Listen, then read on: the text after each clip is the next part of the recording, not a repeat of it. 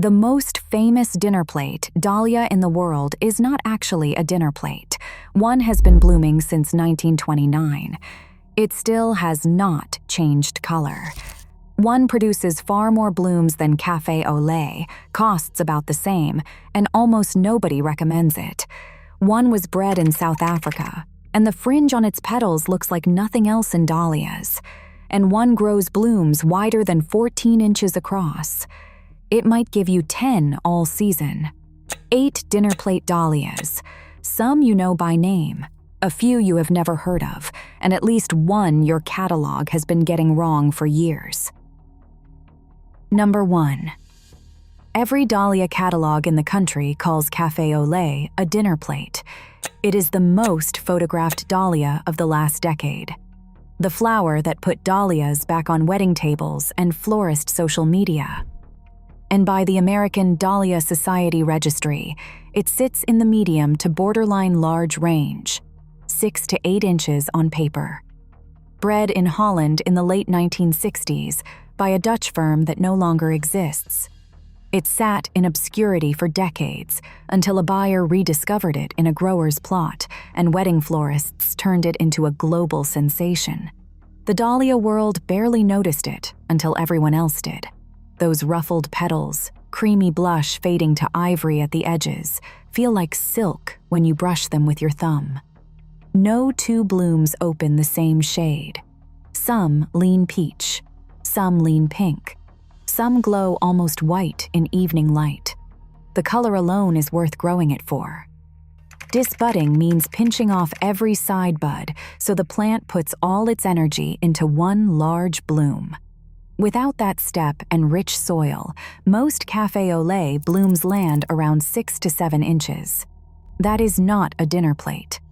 Place it against a south-facing wall where reflected heat pushes bloom size up. Stake it at planting time, not after. The heads get heavy, and a rain-soaked bloom will snap a stem overnight. One thing Café au Lait does exceptionally well is multiply. One tuber this spring becomes 5 to 10 new tubers by October. At $10 a tuber retail, your single purchase pays for itself before the first frost. The size verdict, borderline. With disbudding and good soil, it touches 8 inches. Without, expect 6 to 7. One of the most beautiful dahlias ever bred. Just not the giant the catalog suggested. One thing every dahlia grower should know. Dinner plate is not an official dahlia classification. The American Dahlia Society uses size classes. AA means giant, over 10 inches. A means large, 8 to 10 inches. B means medium, 6 to 8 inches. When a catalog calls something a dinner plate, it could mean any of those. For the rest of this video, I will tell you the registered size class so you know exactly what you are buying. Some of the dahlias on this list are confirmed giants. Some earn dinner plate size with a little help, and one at the end makes every other flower here look small. Café au Lait was bred in the 60s. The next dahlia on this list is almost 40 years older, and it has not faded at all. Number 2. The name Thomas Edison belongs to one of the 2 oldest dahlias still in wide commercial production.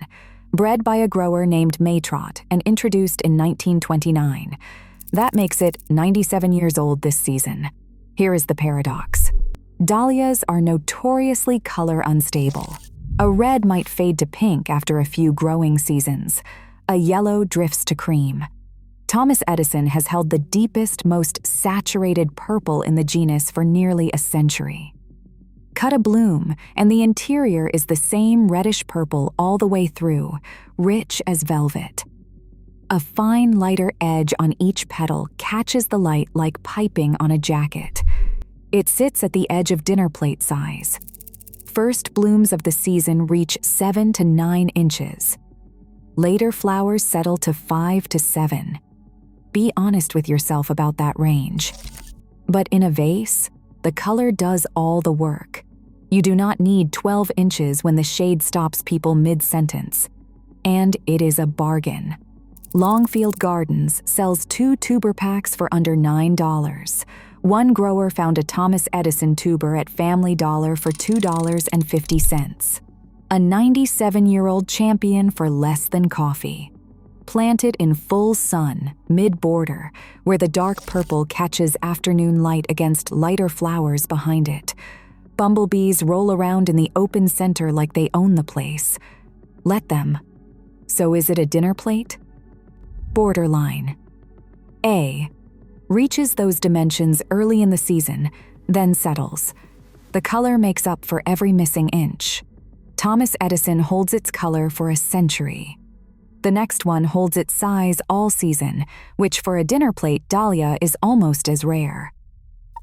Number 3.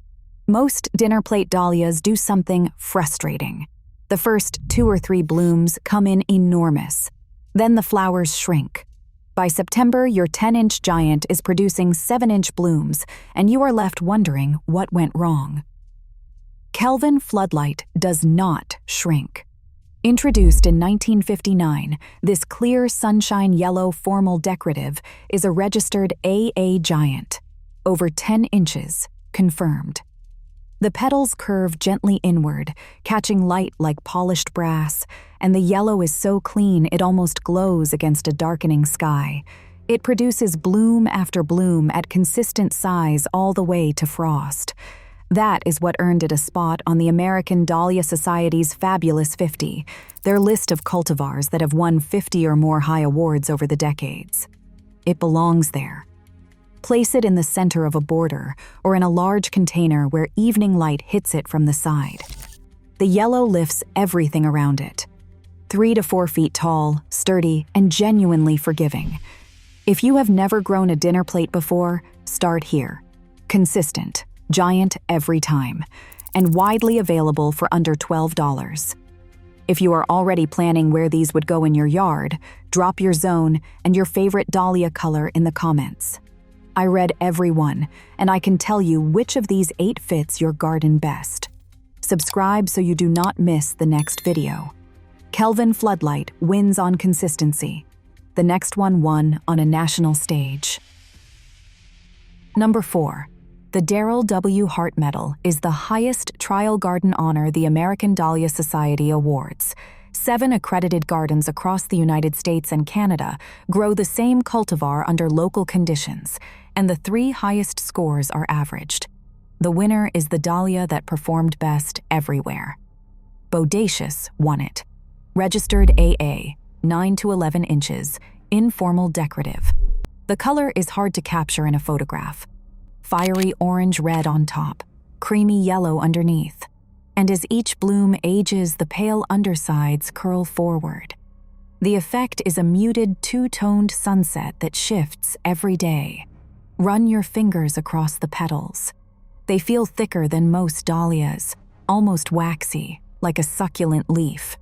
It grows tall, 4 to 5 feet, and the stems are strong, but the heads are heavy enough to demand serious staking.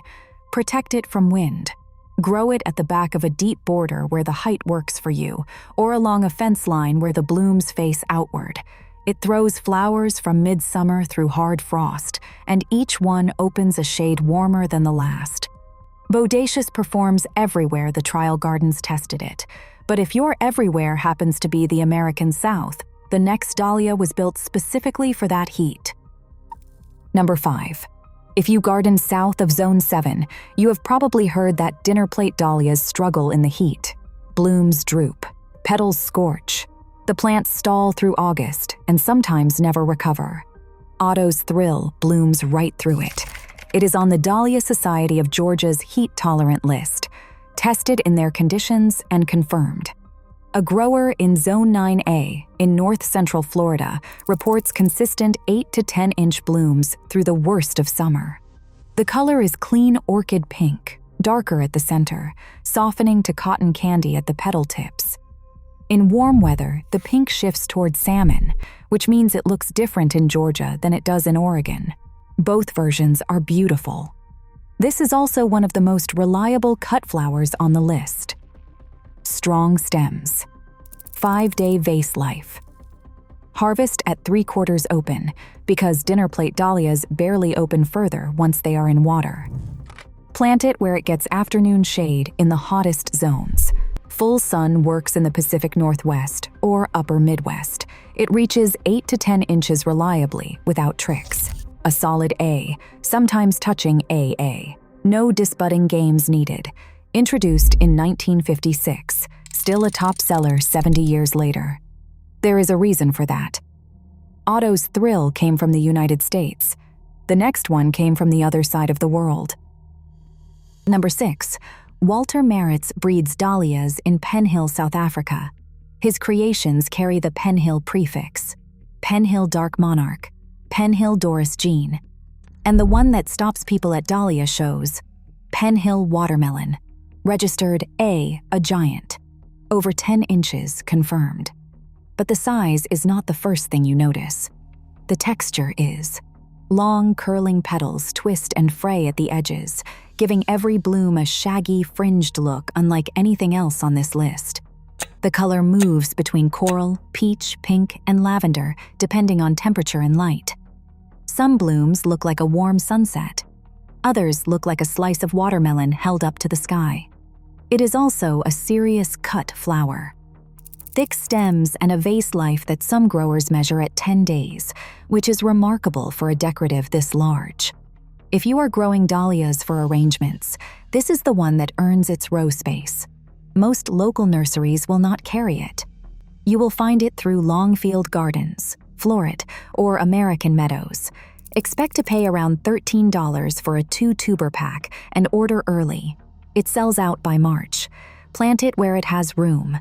4 to 5 feet tall, heavy feeder, needs staking and good airflow. Give it rich soil, consistent water, and regular fertilizer. It demands a lot. It gives back more than it takes.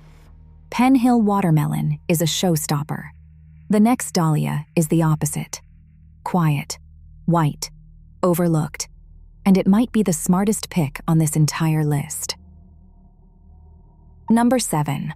Florel costs around $8.50 for a 2-tuber pack at Longfield Gardens. Café au Lait runs about the same. Here is what you get for the money. Café au Lait gives you unpredictable bloom timing and 6 to 7 inch flowers without disbudding. The vase life frustrates every florist who has relied on it for a Saturday wedding. Florel gives you dozens of blooms per plant, consistent 8 to 10 inch flowers, and enough cut stems to fill centerpieces for a week. It is a registered AA giant.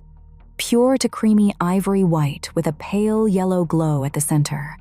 The petals twist gently, and the whole bloom has a warmth to it that cold white flowers never manage. Place it where morning light reaches it first, and it glows like a paper lantern. Dahlia growers call it the white Kelvin floodlight. Same reliability, same honest size, none of the name recognition. If you want white dinner plate dahlias for cutting, Florel is the better choice over Café au Lait in almost every way that matters at the kitchen table. More blooms, larger flowers, longer in the vase. The only thing Café au Lait does better is carry that unpredictable blush that photographs so well. For the garden and the arrangement, Florel wins. Grow it in full sun, 3 to 4 feet tall. Sturdy stems that rarely need the heavy staking most dinner plates demand. Deer tend to leave it alone, which is worth knowing if you garden near the tree line. Florel is the dahlia this video needed. And now, the one we have been building toward. Number 8. Hold both your hands open, side by side, fingers spread. That is 14 inches. That is the size of an Emery Paul bloom at its peak. It is the largest dahlia carried by Swan Island Dahlias, the biggest specialty grower in the country, a family operation in Canby, Oregon, for close to 100 years. Registered A giant, 12 to 14 inches. Vivid rosy fuchsia with slightly pointed petals radiating from the center like a slow explosion. The color is so saturated it looks artificial in photographs. In person, it is simply loud. Set one bloom on a table and it fills the space the way an entire peony arrangement would. But Emery Paul is stingy. You might get 10 blooms in a full season. Maybe 12 if everything goes right. Each one is extraordinary, but if you want a summer of continuous flowers, this is not the dahlia for you. Kelvin Floodlight or Florel will give you volume. Emery Paul gives you a few mornings in the garden that stop you completely. Plant it center stage. Full sun, deep rich soil, heavy staking from the day the tuber goes in. The stems need support for heads this large. Give it the best spot you have, because on the mornings when it opens, nothing else in the yard will hold your attention. It runs $12 to $18 depending on the source. Swan Island Dahlias, Eden Brothers, and heirloom specialist Old House Gardens all carry it. Here is what happens if you plant all 8. Otto's Thrill blooms first, early to midsummer. Café au Lait, Thomas Edison, and Kelvin Floodlight follow in mid to late July. Bodacious hits its stride in August. Penhill Watermelon and Floral carry through September. And Emery Paul, the slowest of the group, opens its last enormous blooms just before the first hard frost takes everything down, July through October. 5 months of dinner plate dahlias from 8 tubers and 1 afternoon of planting. One thing to know if you garden in zones 3 through 7. Every dahlia on this list is tender.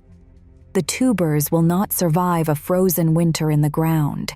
You dig them up in fall after the first frost blackens the foliage. Dry them, store them somewhere cool and dark, and replant in spring once the soil hits 55 degrees. It takes 1 afternoon in November. And when you dig, you will find that each plant has produced 5 to 15 new tubers. Divide them and you double your garden for free. By the 3rd year, 8 tubers become 60 or more. Share them, trade them at your local Dahlia Society sale, or just keep planting. 8 tubers this spring. A full season of giants by the 1st. A garden full of them by the 3rd. Drop your zone in the comments and tell me which one you are planting first. And if you want the next video the day it goes up, subscribe. I will see you there.